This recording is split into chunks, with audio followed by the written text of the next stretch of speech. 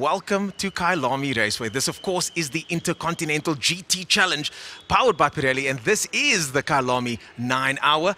And we are looking forward to 9 hours of sensational world-class racing by some world-class drivers. The pageantry is about to begin.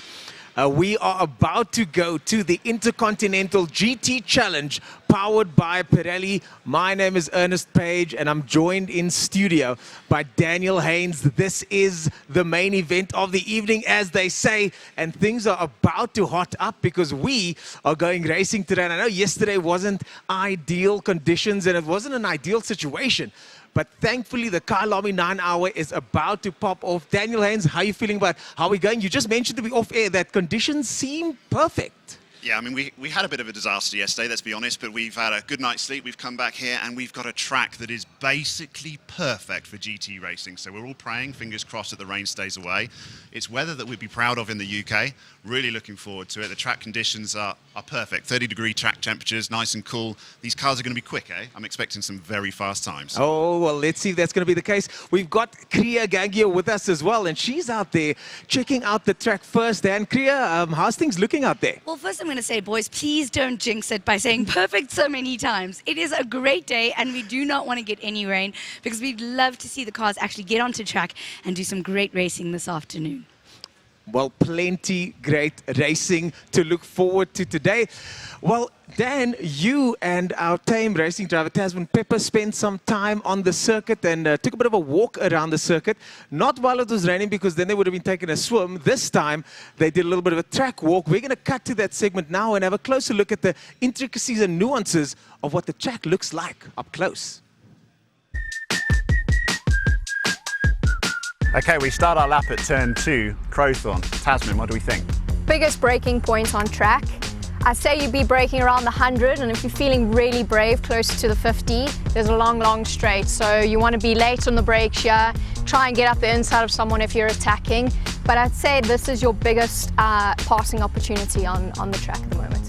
Okay, now we're at turn 6, Sunset. Looks quite easy, but actually incredibly challenging corner, Tasman. Yeah, I think this is actually one of the most challenging ones on track because you can't see where the exit is. So turning point here is really crucial, and it actually gets really difficult later on in the race when the sun starts setting in your eyes. As you come around, the sun hits you in the face. So I'd say this is one of the difficult corners. I think most drivers this weekend will have a little lift and enter. I reckon it's easy flat. Easy.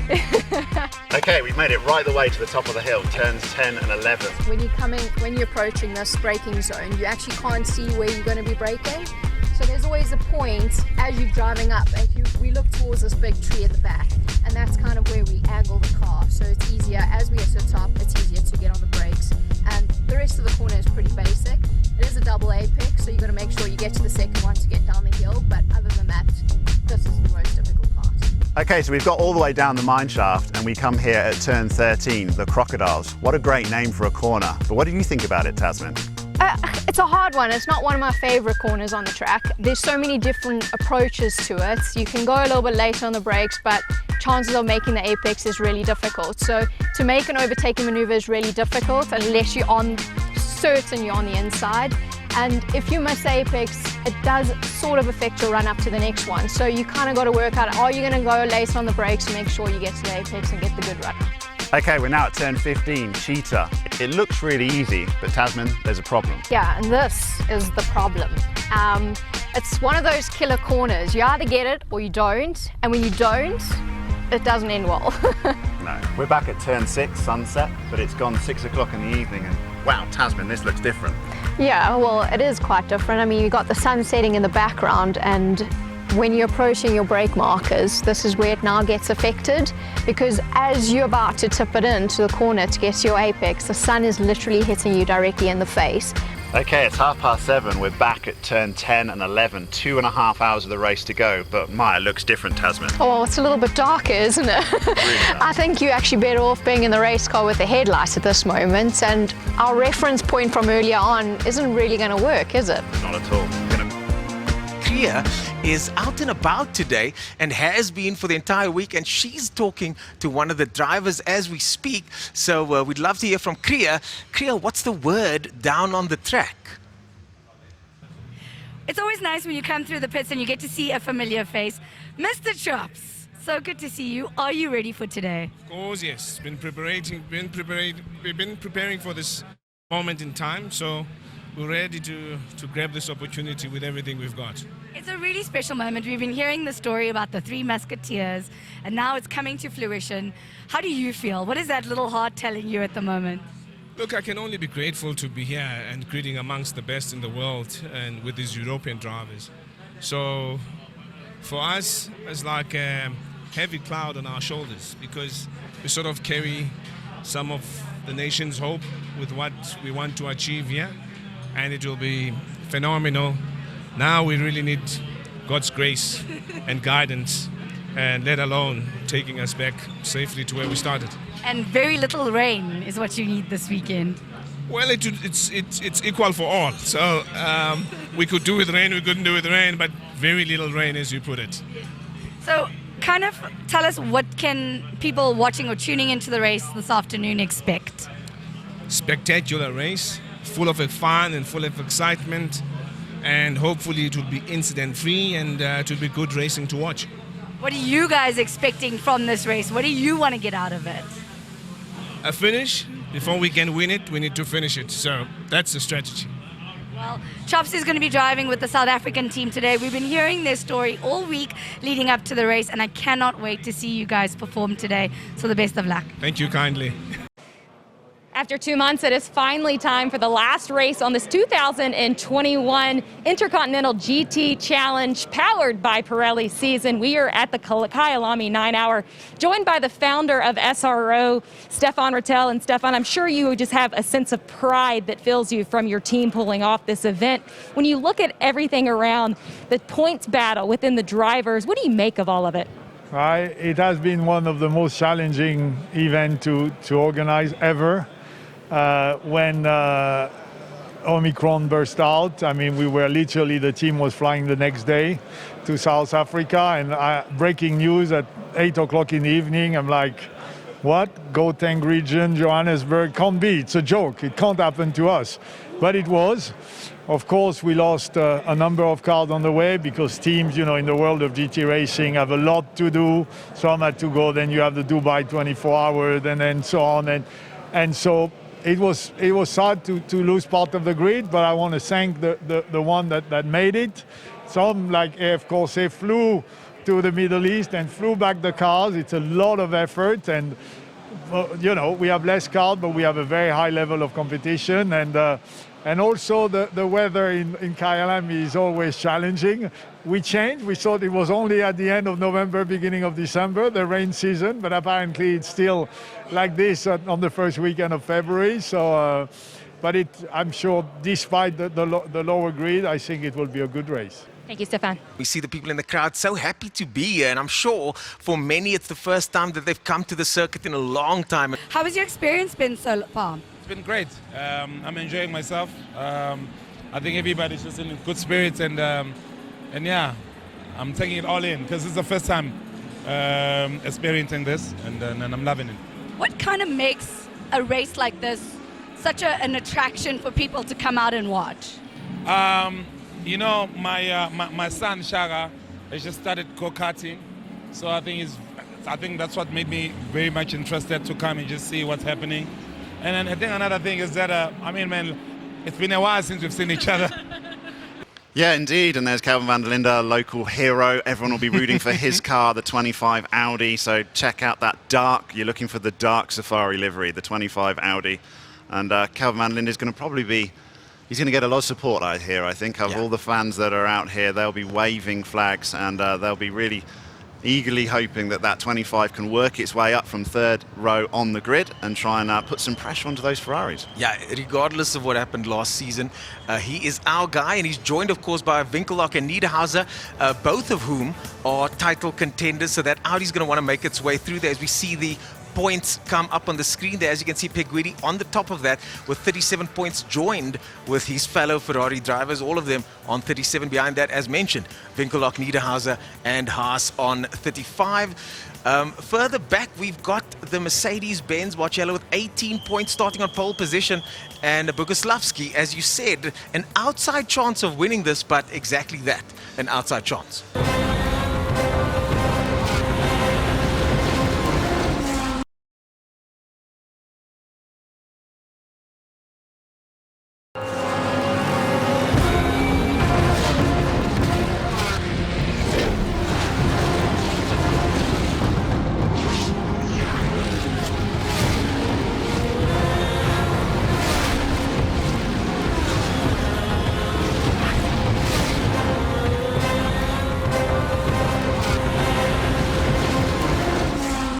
Everybody, and welcome to Africa. We have made it for the last race on the 2021 Intercontinental GT Challenge powered by Pirelli race of the season. We are here, guys. It is the Joburg Kyalami 9-hour. I'm Amanda Busick. I'm going to be covering all the action from the active pit lane here today.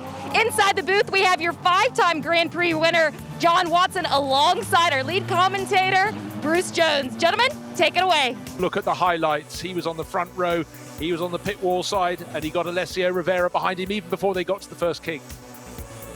So pulling clear, then the local Lamborghinis having a great deal of fun, particularly Kyalarangi's, but unfortunately smoke from the engine bay led to a visit to the garage. It would come out to play.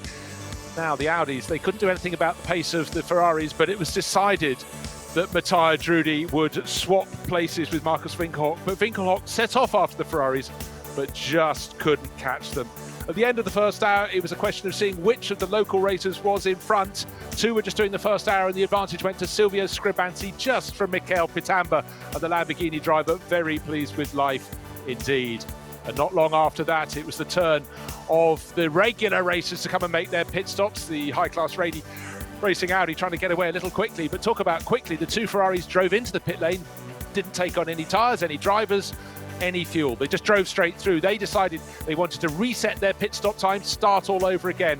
And the scary moment there for Colm Ledegar. He was looking a little bit relieved, flustered after a side-on-side contact with Lucas Leggeret down into turn 2. But when they came out, having served their first pucker pit stop, effectively they did a stint, then a quarter stint. They came back out and they wanted to swap positions. And in the AF Corsa pit garage, they must be thinking, don't hit each other. They didn't. Of course, it's a little battle. They are racing drivers, but all they could do was set off after the Mercedes, but also know they had to keep the Audis in behind them. Charles Weerts pushing on very hard in the Team WRT entry. That's car 32. Two drivers who pushed a little too hard, both on screen here. It was the Sun Energy One Racing Mercedes and the second of the Sansalot Racing Audis, car 26. They exceeded track limits before others did down at turn 16, the final corner of the lap, and they would serve drive-through penalties. There was also one for the 51 Ferrari, but that was ameliorated, and I'll tell you why in just a moment.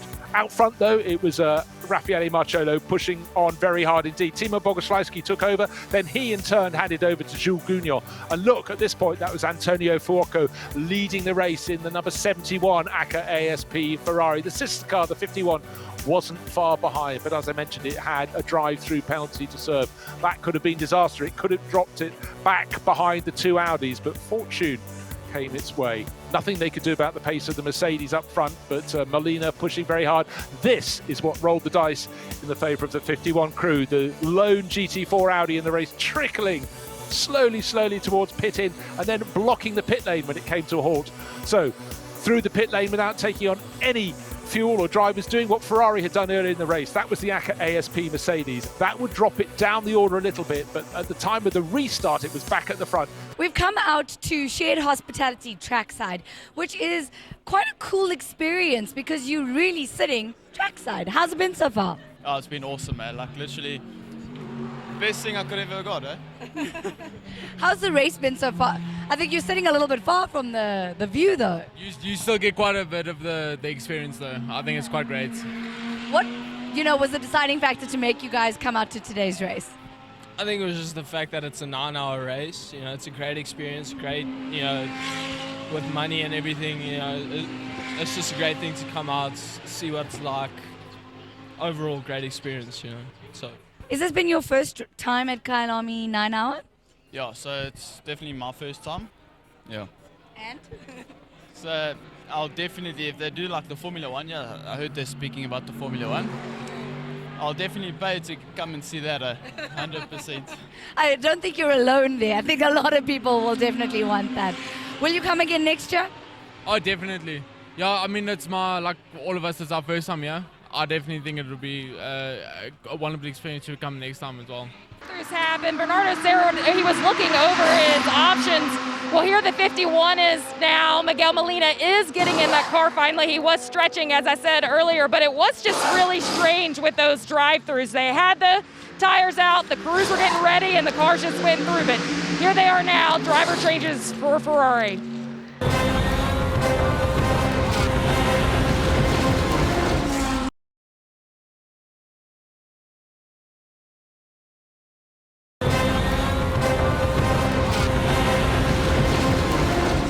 You have seen the track at this point. What can you tell us about the track conditions and how it's opening up? So it went up from the start, and it started to get hotter. But then I was looking a bit more after the tires. So I think our car is quite consistent through the stint. So that's why I think we're confident. And then we hope we keep a good balance for the night. And could you explain to us the thinking behind the drive-through prior to the pit stop that you had? Maybe I explain you at the end. We try to change the pit stop strategy to open the strategy. I think when I did it in 19, we played a lot with it. So I personally think that it's quite smart, and we have one of the best teams in terms of strategy. So let's say in the end, you never know before, but you need to take a decision and to stick to the plan. Thank you. Every team has their own target to get, and I had mine, we had ours, and I had to do what to do. When you look at the racing that you've already put under your belt here today, what will you use on your next stint that you've learned already? Yeah, well, I don't know when I will jump back in the car. We'll see. I need to talk with my engineer, and we'll see from there. This is the restart, and in second place is Matteo Drudi, but look, this is the move of the race so far. Alessandro Pierguidi around the outside, not just at any old corner, the double apex right-hander at Sunset. There was bodily contact between the pair of them. They both held on, no damage, no cut tyres for either of them, thank goodness. But in behind, Nicholas Nielsen looking, watching, learning and thinking, I'll have a slice of that action as well. Closing in on the WRT Audi. Matteo Drudi only brought in at the last minute to replace an unwell Dries van Toor, been driving beautifully. He still held sway down into turn 2, but a deeper line into the corner was the wrong one to have, not enough braking. Falling behind the Ferrari, Nicholas Nielsen has got the move done. But you know what? Drudi is far from finished at this point. Up through the Juck Sky Sweep they go, onto the little infield straight, if you will, out of Barbecue. Now with better exit from Barbecue down towards Sunset, it's Drudi's turn to go to the outside. But Nielsen has just got about the nose of his Ferrari in front, and he kept it there. He's on the inside, of course, the shorter line around the corner. Then he could pull across the nose of the Audi. And the moment had passed from Matteo Drudi, but it was great to watch, of course, all the time. The 51 Ferrari is 51 Ferrari is escaping a little, but not as much as the race leader. The 89 Mercedes now in the hands of Jules Gounon, stretching its leg. Didn't matter, fast corners, slow corners. That Mercedes looked fabulous here at Kyalami. And then suddenly, a problem. Can it? Yes, it is. Good grief. The 71 Ferrari going just about nowhere, certainly nowhere fast, and then nowhere at all. Nicholas Nielsen, oh, the pain for him. He came here as a championship challenger, but with what we thought was a gearbox problem, he pulled to the side of the circuit, and that was that for the 71 Ferrari. They had two cars, two crews, both with drivers who could have taken the championship honours, and now just the one. It was the 51, and that was fleetingly after its pit stop ahead of Timo Bogoslawski, but the Russian driver said, no, thank you very much. I'm going to take that lead back. I've got heat in my tyres. Pulled away. He took some risk going around this into Africa Motorsport Lamborghini there, but held on and then balanced that margin, bouncing across the curbs to go past the GT4 Audi. Kept the margin at about 3.5 seconds. There was nothing Kohn Nedergaard could do. And this was a great stint from the Russian driver over the curbs. That was the corner the drivers were getting pinged at for exceeding track limits, but it's been a great battle. And the fellow drivers in that 89 car having their turns as well. This is Prince Krabi. How was that race? You took a little bit of a hot lap on the simulator? It feels great. As I'm big, I love sim racing. I've entered a couple of leagues, but I started recently last year. I'm still getting the ins and outs of it, but I really love it. Okay, so this is kind of home. This is easy for you. It wasn't a surprise. Yeah, of course. I mean, as a gamer and a boy, so to speak, you somehow like bump into a PS4 and you start racing with your little console, and then you upgrade to a direct drive wheel and a nice setup at home. But yeah, man, it feels great. I've never been on the Fanatec's, but it feels amazing. Was this your first time virtually racing Kyalami? Virtually, yes. I was part of the 9 hour. It was my first time. We did a lot of mistakes. We qualified third in the Porsche, but it is what it is. We'll look to be better next year.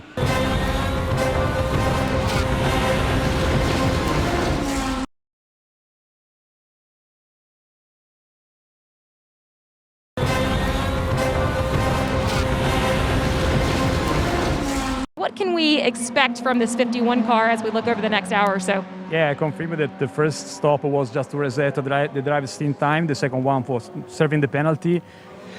And now we'll stay on track till we have fuel in the tank. Looking over the efforts that have been so far for the Prancing Horse on the Kyalami track, how happy are you with your team's performances so far? Yeah, we are happy at the moment. Honestly, we are happy about the performance of the car. The race is still longer. We will see. You're welcome. So thanks for that, Amanda. We're back now, and yeah, just looking at the timing sheets, and Nicholas Nielsen's just put a fast lap of the race as well. So Ferrari, interesting. Are you worried about the weather? We had a few spots of rain, and we saw people putting their wipers on, but it seems to have passed now. Possibility later in the race? It's the same for everyone. I mean, when it's wet for everyone. We are strong also in the wet, I think. So I mean, for us, we don't care so much. We just have to push and just stay alive. Exactly. That's what 9 hours is all about. Well, thanks ever so much for joining us, Marciello. We really appreciate it, and good luck for the rest of the race. You've been quick all week, so in some ways you deserve it. So we hope you're there at the end of the 9 hours and no disaster happens. Yeah, let's hope. It's still 6 hours, so we'll see after. For sure. Good luck in your next stint. Thank you. Cheers. Go well. That was the corner the drivers were getting pinged at for exceeding track limits, but it's been a great battle.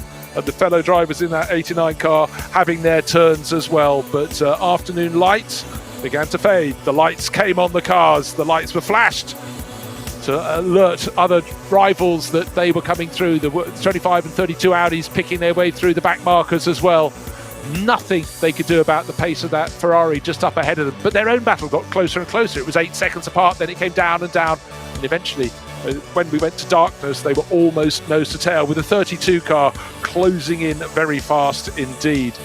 But out front, of course, it was the AKA ASP Mercedes. Some risks were being taken there. That was Kelvin van der Linde still trying to be the lead Audi in the race, still being the lead Audi, but bouncing around the GT4 local car was a scary moment at the Crocodile corner for him.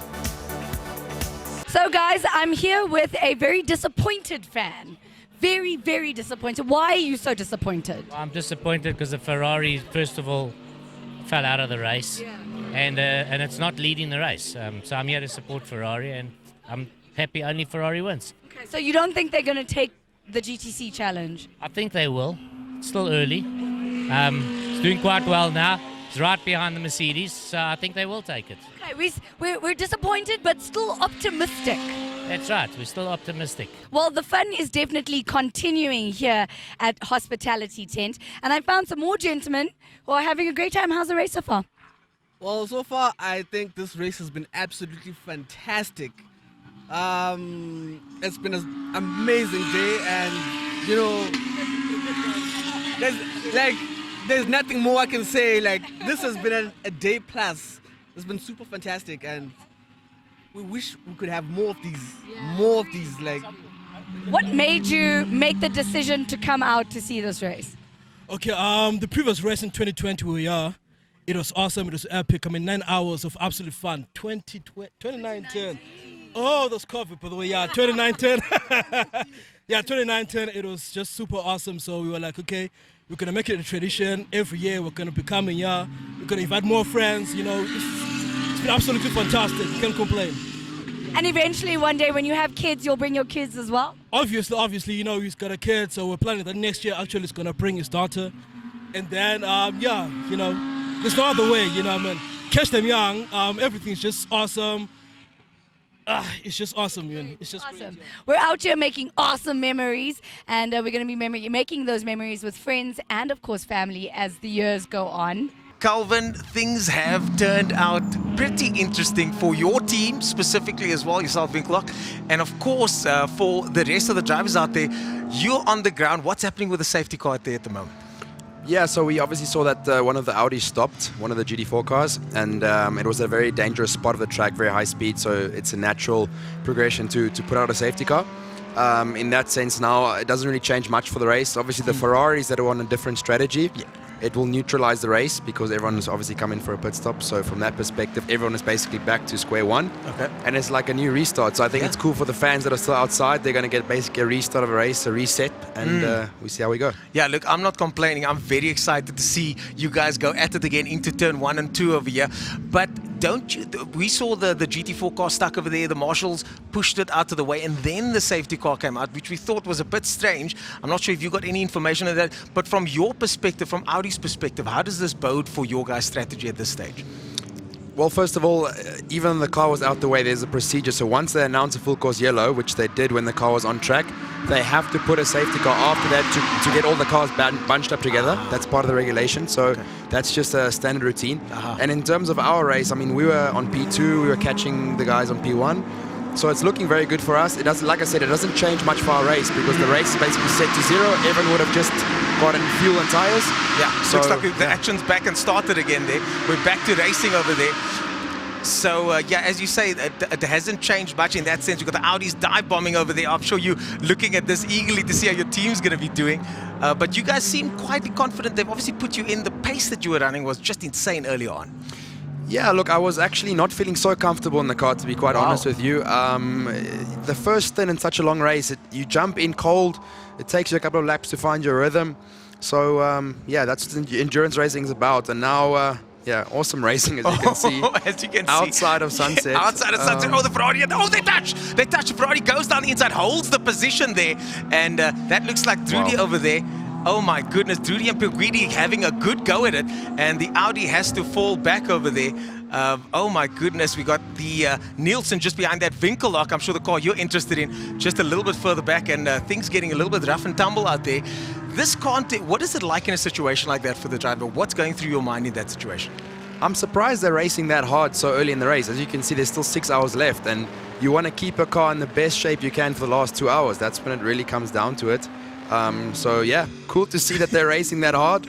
I'm happy my car wasn't involved and my car is still in one piece. So yeah, let's see. But I mean, obviously it's mega for the fans. That's why they're all out there and they want to see that kind of racing. Well, it's so great to have you with us. I'm going to let you go because I'm sure you want to get to your team and find out what's going on. Good luck with the rest of the race. Guys. We'll be cheering, waving the flag on our side. Good luck. Have fun. Thank you very much.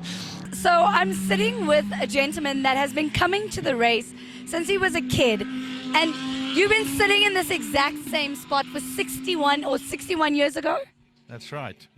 When David Piper was here with his green Ferrari 61 years ago.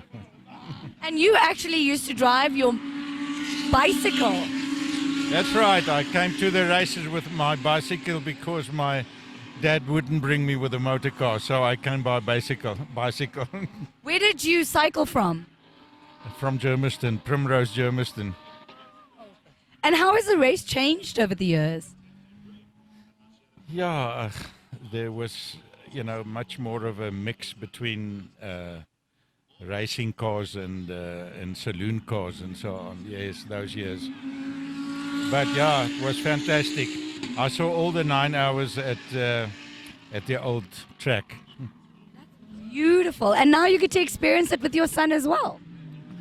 Yes, it's nice to share it with my 2 sons at the moment, yeah.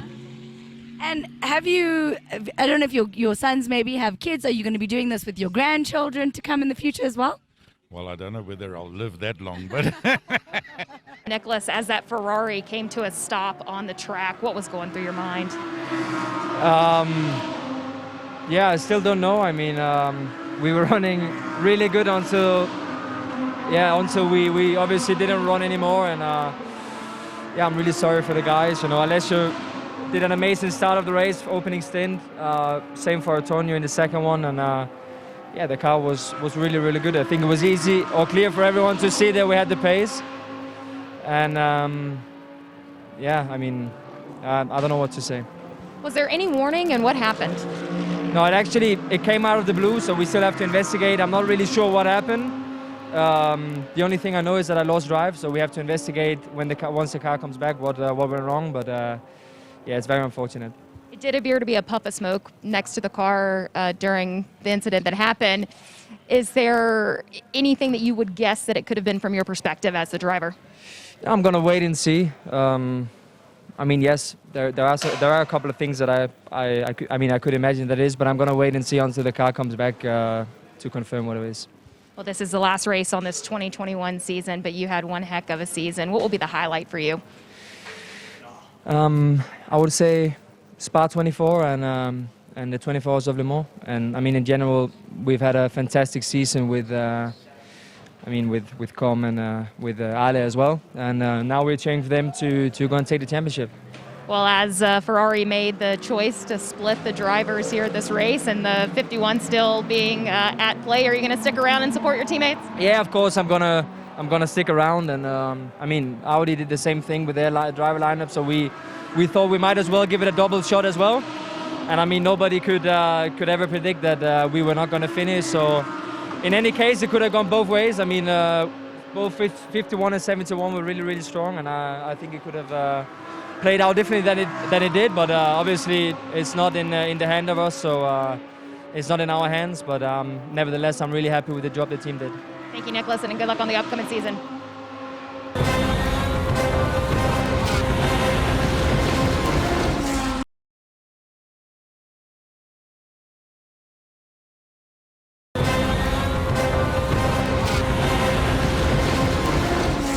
Fighting for position on the track with a high-class racing Audi, running in the colour of the Sharks rugby team from down on the ocean front at Durban. And positions changing all the time. There were problems as evening came for the Sun Energy One Racing Mercedes. A stone through the front radiator made the power steering all too hot. It failed and that radiator had to be changed. That dropped it to second in the Pro-Am class behind the high-class racing Audi. And the Santalot racing car for the second time in the race had a problem at a pit stop. It wouldn't restart, had to be put on the dolly jacks, rolled back into the garage, the problem fixed and out to the pit lane, fingers crossed and hoping it would work. But now, with the exhaust glowing under cover of the darkness, the ACA ASP Mercedes just continued doing what it had done before and being the class of the race, setting fastest lap after fastest lap and getting within to 0.2 of a second of the lap record here. Raffaele Marcello is out. His race is run, the car far from run. And it has got Jules Gougnon on board to do the final two stints to the finish of the race. We're getting towards the final hour of this Joburg Kyalami 9 hour. It's ACA ASP leading, Miguel Molina chasing, and it could be the 51 crew that takes the title. What is it that makes the Kyalami 9 hours so special? I think it's just the heritage of the racetrack itself. Obviously from its history, hosting Formula One races, going back probably before I was born. But that's just the history. We've always had an incredible motorsport history in the country, and this is one of our first big main international races for the past 20 years. So that's what really I think makes the Kyalami 9 hours stand out, and I hope it can only grow further and bigger in the future to come. What are we expecting to be the rest of the, 3 hours we have left? 2 hours, 2.5 hours? Pretty much. I'm expecting our lovely star to lead the way all the way to the finish line and get even a bigger gap just because they can. How is motorsport in South Africa looking at the moment? Because as you, a future driver, you're hoping that it just goes from here on up. Definitely. I think we've got huge backing and interest from a whole lot of big corporates. And I think if all those corporates pull together and pull in the same direction, we only have a bright future ahead in motorsport South Africa. All right, guys, well, you heard it right here from the AMG guys. We're going for the win today. Shimza, this is your second time attending, if I'm correct? Yes, second time. And yeah, I'm loving it. What makes this race so special? I think because it's like in the backyard of where we stay, you know, like it's just a drive away. And it's an experience that you can never find in any other province, if I can say it, you know. We're in Gauteng. I live in Midrand, so it's like literally 10 minutes away from home. So for me, to experience all of this in my backyard is something else. And you kind of get a little bit of a rush coming to the races, right? Yeah, I mean, you hear, you know that you're going to feel the adrenaline and feed off the energy of the cars, you know, which is something that's quite nice. When I started coming here, I thought to myself, what am I going to be doing here for 8 or 9 hours watching cars going around? And you just can't get enough of it, you know, seeing the cars. I mean, we guys, and we like speed, you know, so it's quite fun. It's quite fun. All right, so who do you think's going to take it this evening? We're 2 hours away, so you got to give me a prediction. Hey, man, number one now will still be number one. So the Mercedes then. Yeah. What would you say to like the youth out there that are thinking about either getting into motorsport or even coming out and supporting races like this? I think they should obviously be prepared of how much it costs to be part of such a sport. But obviously there are ways in which you can get funding, and it should not be a barrier of entry. You know, people should just believe that they can do the sports. If they feel they have the talent, they must just go out there and find ways to make it work. Yeah, I mean, right. Yes. Africa racing together, right? Yeah. If something happens to the second place Ferrari, I can guarantee you that there will be a quick swap around of positions between the 32 and the 25 Audis. But if the second place Ferrari remains in position until the end, then I think the positions between the 25 and 32 will remain unchanged. There we are. Look at the points score as we look at them.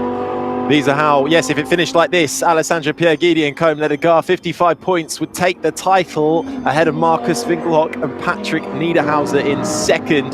Christopher Hasse, now with that spin, would be down in third ahead of Timo Boguslavski, who was the outside choice to take the title. Joint third, actually, though, would be 47 points. So that is how, if it ends like this, it would be the drivers' points standings. Getting word in as well from Amanda Busick down there saying Sandlock doesn't know what happened. They didn't hear why Hasse spun, just assuming it was from him pushing too hard and the darkness as well, which is exactly what these conditions instigate.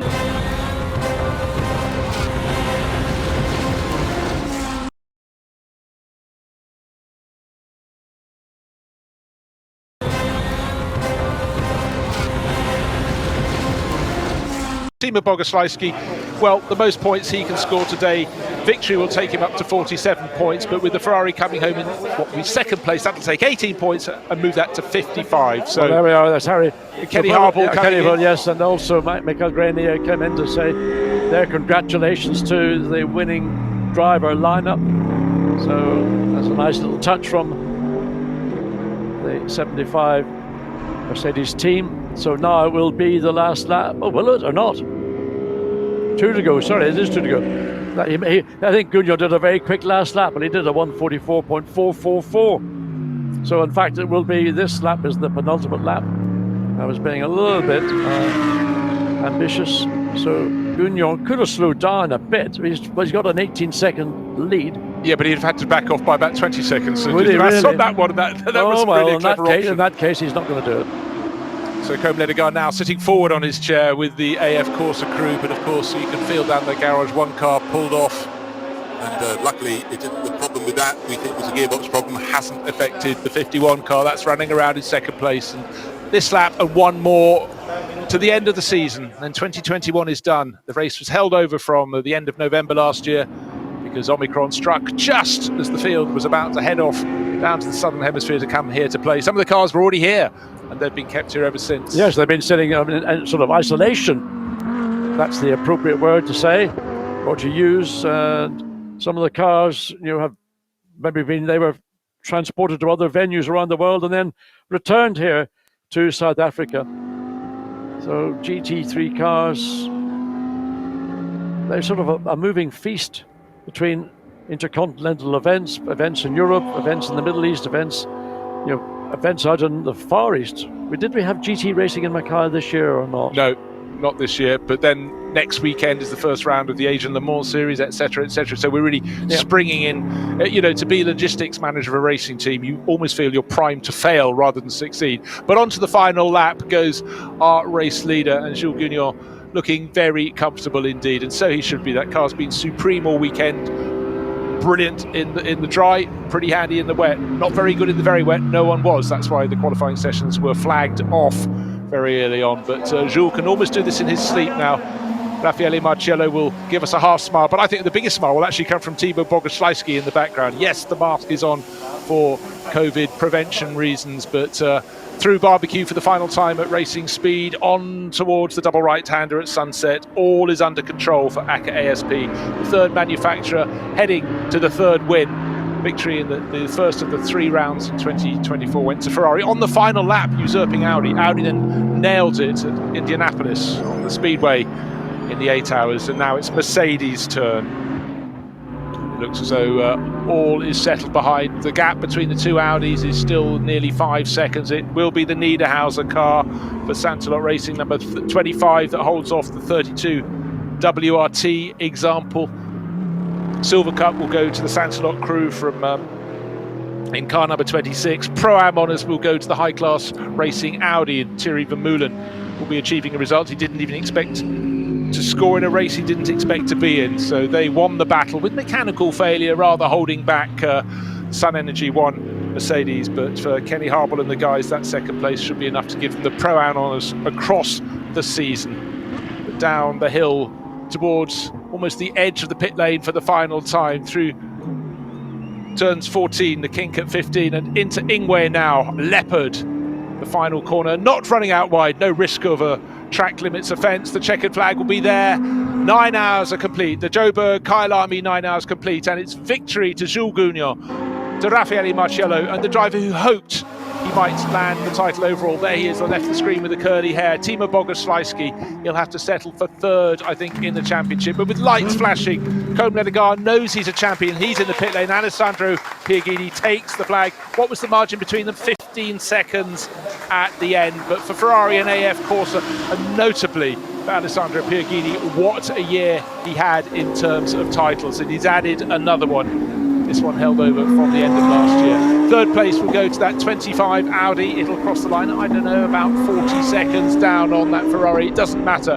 It will take the third place, and fourth place will go behind the Niederhauser car to Christopher Haase. It will be about 5 seconds down at the end. So the race belonged to Mercedes and ACA ASP. The championship belongs to Ferrari on the driver's front, to Audi on the manufacturer's front, and Kenny Harble's car in the hands of Michael Grenier will take the Pro-Am honours as he crosses the line in 7th place overall. Slightly delayed, but still heading for silverware. Martin Conrad also happy, just walking out in front of Kenny Harble there. But really, applause up and down the pit lanes. And mention too, John Watson, to Michael Van Rooyen there, 8th place overall for the 86 Stradale Motorsport Lamborghini, the best of the local cars. Really good job. Yes, Michael Van Rooyen did, I think, an excellent job indeed. When he was behind the wheel of the Lamborghini number 86, he made the car look like it was a racing car was being driven. We saw one squirrely moment for him, sort of just over halfway through the race, coming through Barbecue Bend. All of a sudden, a very rapid snap oversteer. And he gathered it all back up and continued on as if it never happened. You know, sometimes we have the same little whoopsies in the commentary booth. We don't reflect, we just move on. Indeed, fast-moving business. And for the Nefis Group and ACA ASP, they got this one in the bag. And the car we got through today without anything more than a few drops of rain. Let's take the final results of the 2021 Intercontinental GT Challenge. A victory by 15 seconds for the ACA ASP Mercedes. Alessandro Pierguidi finished in the Ferrari, and second place was enough for the championship overall for him and Côme Ledegar. And alas for the driver who shared a lot of the season with them, his car, Nicholas Nielsen's car, retired. The Audis finished in the order 25 and 32. They couldn't live with the pace of the Ferraris or the Mercedes, and for their drivers who hoped they had a shot at the title, it went away from them today, and it was Ferrari and its 2 drivers who will be having a hand on either side of the trophy, one feels. It was a great result for Côme Ledegar and the driver who finished it, John, Alessandro Pierguidi. Yes, and there's lots of joy. Look, there's celebration from Ferrari team members coming up and giving can't even say his name now. Timo Boguslawski. So he's first to the car to congratulate, I beg your pardon, it's not as Raffaele Marciello gets in there first to congratulate Jules Gougnot. Great job done by all 3 drivers. And for Boguslawski, the opportunity to win the Drivers' Championship was there, but it was always going to be the long shot. But they did what they needed to do. They won the race. They couldn't have done any more. They couldn't control what went on behind. So Jules Gougnot going up and thanking all those ACA ASP team members for all the hard yards they've done. Well, we know that a run through the pits takes 22 seconds because that's what it took the Ferraris when they reset at the start, and their margin at the end, yes, they might have backed off a bit, it was only 26 seconds. The roof of that Ferrari will be feeling a little second-hand. Let's hope they don't ping the windscreen, but you've got to get the shot. It is the money shot for sure, but you know the bodywork on these cars is wafer thin. The drivers who won the race overall, it's the ACA ASP crew. They're down there with a man. Jules, you drove the Mercedes to the first win in this series since 2018 at Suzuka. You saw the checkered flag first. Talk about that last stint and how challenging it is here in Kyalami under the dark. Well, first, yeah, it's really dark, so you have to be really focused because it's really easy to put a wheel wrong. And yeah, it feels amazing to win with Mercedes in IGTC after Audi in 17 and Bentley in Bathurst. But I have to say, Aka did a fantastic job. What to say about my teammate? Lelo, I think we don't have to introduce himself, but also Timo did a fantastic job this weekend. So I think we should all be proud. Mercedes, Aka, everybody did deliver a fantastic job. It's a good start of 22, even if it's a 21 race, but we are really happy. Well, Raffaele, with your performance here today, including the fastest lap, you're going to get a watch courtesy of Top Watch for your performance. Why was the Mercedes so dominant here? Yeah, I think after Daytona when I lost the Rolex, now it's good. Yeah. No, I mean, except the joke, I mean, we worked hard. We have always been quick. I mean, in Indy we finished in the podium. Spa, I mean, we were in the lead or fighting for the win. I mean, we always been quick. We had a lot of bad luck. So, I mean, it's nice to finish or start the season like this. So I think, yeah, we have to work. But I mean, it's nice to win after Suzuka when we won a few years ago. Now I think it's time to try to win Spa. And yeah, that is a long time we don't win it. So I mean, it's nice to be here now, but now we have to focus in Spa. That is it's the main one. Well, Timur, you close out your season with a win here at Kyalami. How will you reflect on this year? So I can say I'm quite happy, really. Also, I'm really happy for my teammates because this team is like one of the best, I think, in GT cars. So, and it was so much unlucky, like in the previous season, and this stuff. So, but now finally, also we find a really good setup. Many thanks for our engineer Nico, and also for our boss Jerome for a really good car. Yeah, for sure, we are really happy, and as my teammates say, we are really happy to start the season from the win. So, congratulations, gentlemen. Well, thank you, Amanda, very much indeed. And so they're the winning trio, and smiles all round. And I could certainly see Jules Gounon nodding his head when Raffaele Marcello was saying, of course, now our target for 2022 is to win a race that's eluded them so many times, the Spa 24 Hours. That is the number one target. That is the big one of the championship for them. And you can be sure ACA ASP will carry confidence from this, and confidence in motor racing is something that does help. It really just, we know the car's got the speed, it's had mishaps before. But let's go down to the Ferraris with the Ferrari drivers. They were second overall, but the champions, Alessandro Pierguidi and Côme Ledegar, with Amanda. Well, I think they are just continuing to take in the moment down here. I think we can see those smiles through the face mask. But Côme Ledegar, when you look back over this season, your very first season racing in the Intercontinental GT Challenge powered by Pirelli, how will you top this in going forward? No, to be honest, I'm super happy, and we shared quite some good moments with Ale, but at the moment it's a mixed feeling because I wanted also to have Nick with us because it's part of the game. We know we gave all to win, but I'm missing him at the moment because I discovered a super person. So yeah, we are happy, but I'm missing him at the moment. Well, Miguel, you were in the last stint prior to Alessandro step in. Very difficult one underneath the dark. How important was that setting up Alessandro for the end? Well, yeah, today was quite difficult. This track is quite dark, so you need to get used to the darkness. But today the car was really good, and I'm really happy to help these guys to win the championship. Ale did an amazing job as usual, and Côme also. So I'm proud of my job here. So I'm really happy to help them. Sandra, I'm pretty sure that overtake of Drudy is going to be on every highlight reel from this race, but this all started for you guys back at Spa, getting that win at the 24-hour in the Ferrari. You cap off your season with the Drivers' Championship. How about that? It's an amazing season. Honestly, I think it will be difficult to repeat a season like this. Even if it's 2022, it's part of the last season and we won. I think us and Ferrari won everything with IF course. We did an amazing job, and with these two guys, I'm just sorry for Niklas that was part of the game till now. But at the end, it was a Ferrari decision and it makes sense to do it. But at the end, we knew that only one could win, and I'm sorry for him. He deserved like us. And I'm very thankful to Miguel and Com that did an amazing job, especially this race. Finally, I had the last stint quite calm, and I was just managing the gap till the end. So yes, as you said, everything became in Spa, and I started in Spa, and yes, at the end, with two good overtake, we won this championship. Well done, gentlemen. Congratulations. So great to hear, and very lovely from Alessandro Pierguidi to point out his sympathy for his erstwhile teammate who got separated from them, and that was Niklas Nielsen. So instead of sharing the title with Alessandro Pierguidi and Colin Edgar with the mechanical failure today, Nielsen drops down the order, having shared the car with them in the previous two races. Victory by 5 points at the end.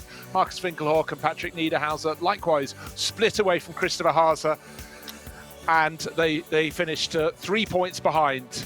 And equal with Timo Bogoslawski. Victory today was what he hoped for to take him to the championship, but he needed those ahead in the championship points to fail.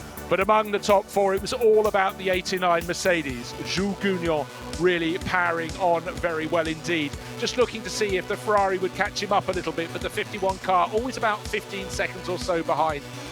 But that 51 car with Pierguidi doing the final stint didn't need to win. Second place would be absolutely enough as long as the Audis were behind, and they still were. That was enough for the title. Race victory here, going for the first time in the 2021 series to this crew. Timo Bogoslawski, Raffaele Marcello and Jules Gounon, who took it to the finish. But lights are flashing away from Alessandro Pierguidi. Second place, absolutely enough to win the title. And for Colin Edgar, happiness. For Niklas Nielsen, what could have been? He shared the first two races with them. But this year, it's all about AF Corsa and Ferrari, and we're already looking forward to 22. The driver who brought it to the finish took the checkered flag, Jules Gounon, so he'll be celebrating on the top step of the podium. 3 manufacturers in the top 3 positions. Great to see great looking race trophies here for the Joburg Kyalami 9 hours. It's always a point of variety around the world, and in fact as winners you get a medal as well, a gong to set off the alarm before you get on the plane at the airport, but and champagne as well. There'll be a lot of that sprayed around tonight, and of course it's late in the night at Kyalami, but certainly I think the evening is only just beginning.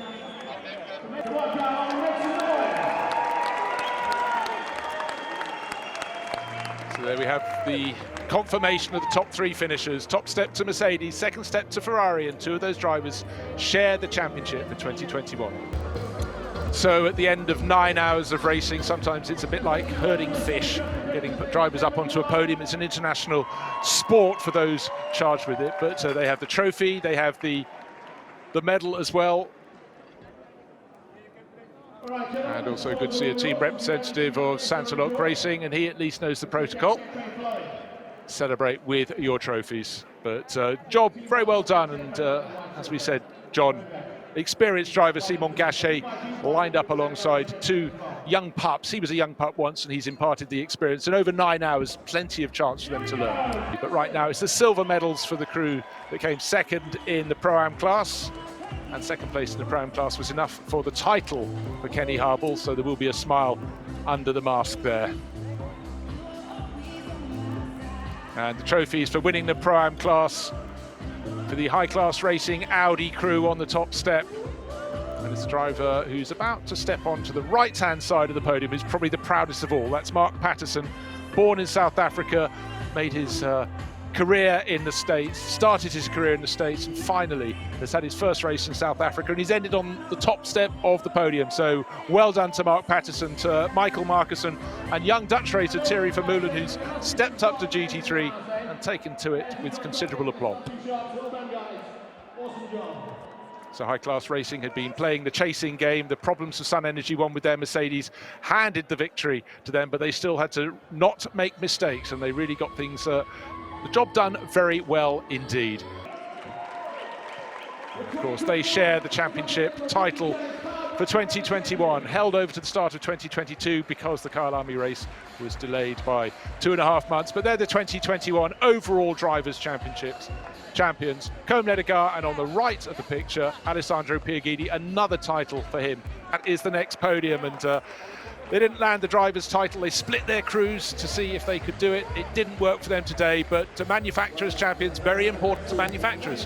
Now it's going to be the Pro-Am Challenge champions, and that, by my reckoning, should be Sun Energy One Racing. Kenny Harble will be coming back out, one feels, with Martin Conrad and Michael Grenier, who really took the battle with that car. Forget the fact he was in Pro-Am, he was the pro in that car, and he took the battle to the Ferrari drivers in the opening stint of the race, which was great to see for the Sun Energy One crew.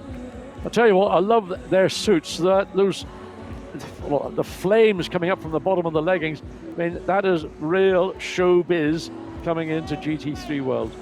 Phenomenal things, you know, just to enjoy what you've got here.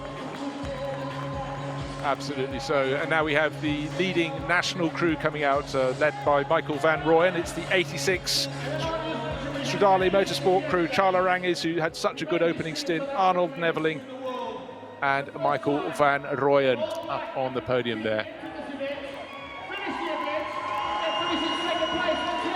Applause all round. Great, you know, it's great to see that so many of the drivers here get a chance to go on the podium, but massive applause for the crew that just was so impressive for us, the all-black driver crew, and the number 23, Stradale into Africa. This history in the making in many ways. They saw racing, they came racing, and they didn't put a wheel wrong through 9 hours in extreme conditions yesterday. So for Chomps Chipuka, for Khalil Litlaka and Philip Kakana, you know, what a great job they did here. Unquestionably, they should be very proud indeed of their achievements here. It's a very, very tough event. GT3 racing around the world is phenomenally competitive. They've come here, they've looked, they've learned, and they'll move on, and they will improve their own driving skills and abilities as a consequence of what they've experienced here this weekend. But I think perhaps most of all the crew from that 23 Lamborghini, Litlaka, Sipuka and Kekana, trophies aloft. What a weekend they've had here on home ground, and what shining examples they are. Well, I think the old Bryes will be burning furiously tomorrow as a celebration, as everybody can enjoy, relax and enjoy the fruits of the success. But right now, we have come to the end of the Joburg Kyalami 9 Hours. That's the end of the 2021 season.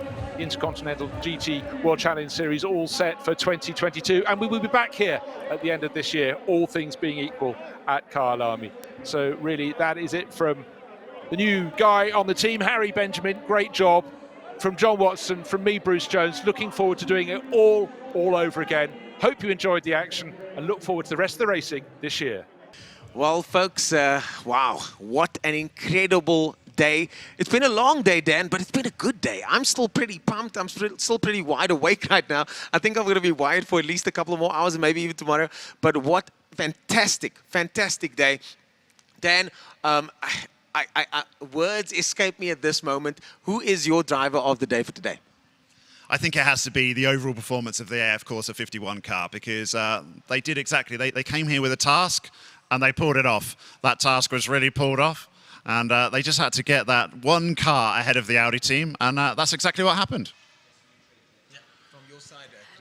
You know what, for me, I think it's seeing those South African drivers on that podium at the end. I think the Three Musketeers, as they've been aptly dubbed, really did a fantastic job today. From my side, the team spirit definitely shining through across most of these teams. My favorite, of course, being the Van der Linde brother that almost brought it home for us today, but managed to get third and still get the Audi title as well. And of course, seeing all those manufacturers ending up as winners at the end of the day. You don't often see that, but also well deserved. Well, folks, that looks like that's the end of the Intercontinental GT Challenge Championship. My name is Ernest Page, joined by Kriya Gangia and Daniel Haynes. This is the Kyalami 9 Hour, and we greet you farewell as we see you guys next time at Kyalami. Join us again next year, hopefully this year, and we'll see you on track. Until then, goodbye.